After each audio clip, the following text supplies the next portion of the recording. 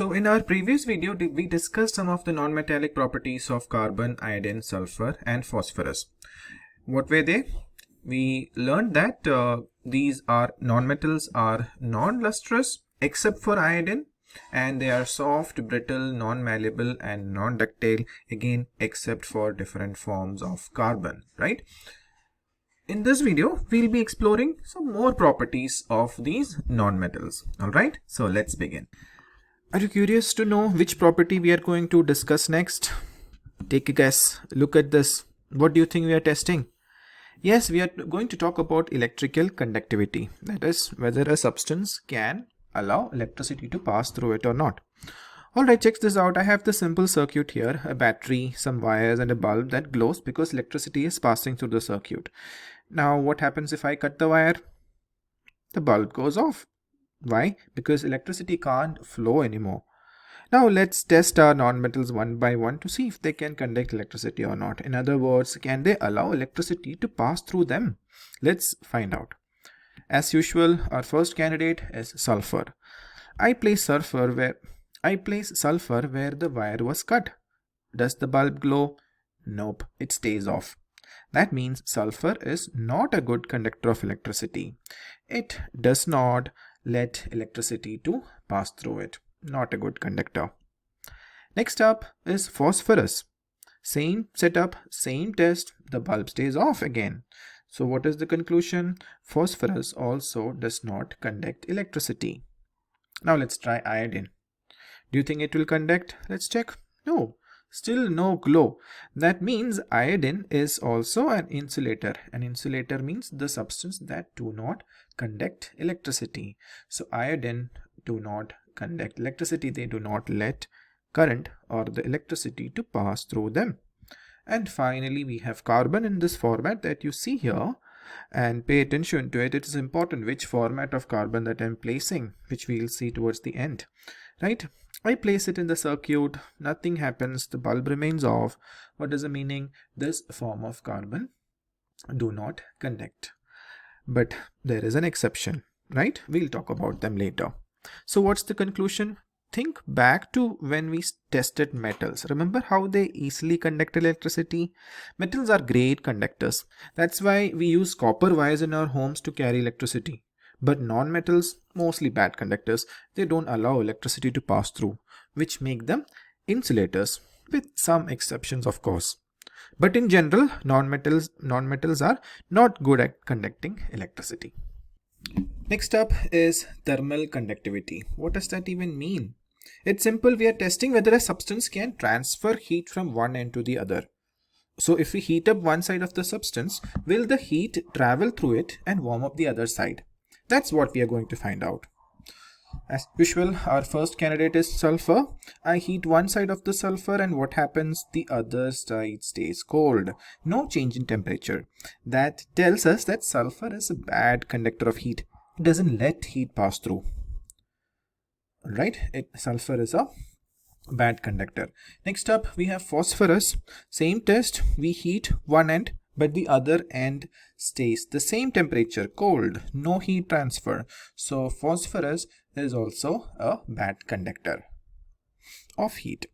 Now let's check iodine, right?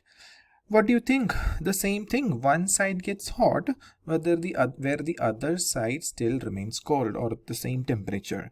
That means our iodine is also a bad conductor of heat. And finally, we have carbon in this format. I heat one end and guess what? The other end stays cold. Right? So carbon in this format is also a bad conductor of heat. Now, do you remember how the metals behaved? Completely different. Metals are great conductors of heat. Think about when you accidentally touch a metal spoon left in a hot pan, or the side of the hot pan if it is metallic. It heats up fast. That's because heat travels through the metals quickly. But non-metals, not so much. They do not transfer heat at all. Right? Well, in fact, they're very bad conductors of heat. So if you want to stop heat passing through something, non-metals are good choice. So we have made it to our last property. I got all our selected non-metals lined up. Can you guess what we are going to test? Yes, we are going to test the sonority, right? The ability of a substance or the property of a substance to make a ringing sound, like the metallic sound. Remember how metals cling or ring when you hit them? Well, let's see if non-metals also behave the same way. First up, I have carbon. I can give it a little tap. And what happens? No metallic sound at all. Carbon is non-sonorous. It's not sonorous. It doesn't make ringing sound.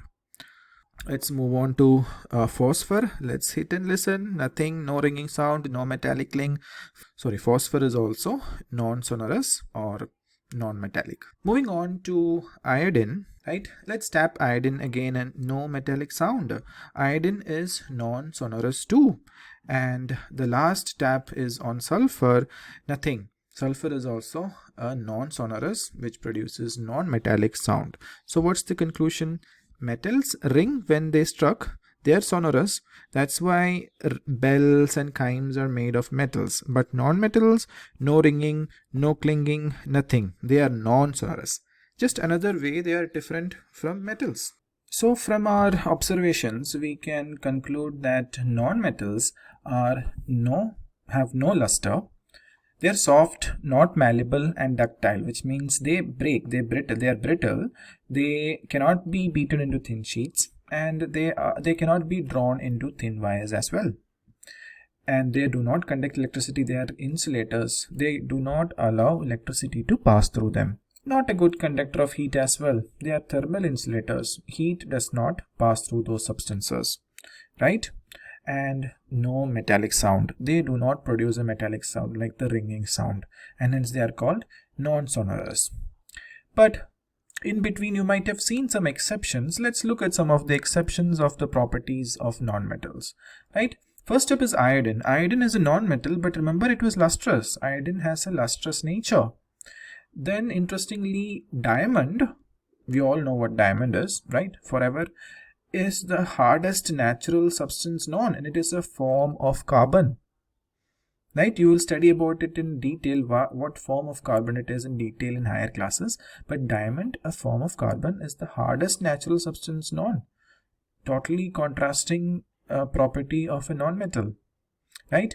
Then we have graphite. Another form of carbon is a good conductor of electricity, where most of the non-metals are bad conductors of electricity. We have an exception here, that is a graphite, which is a good conductor of electricity.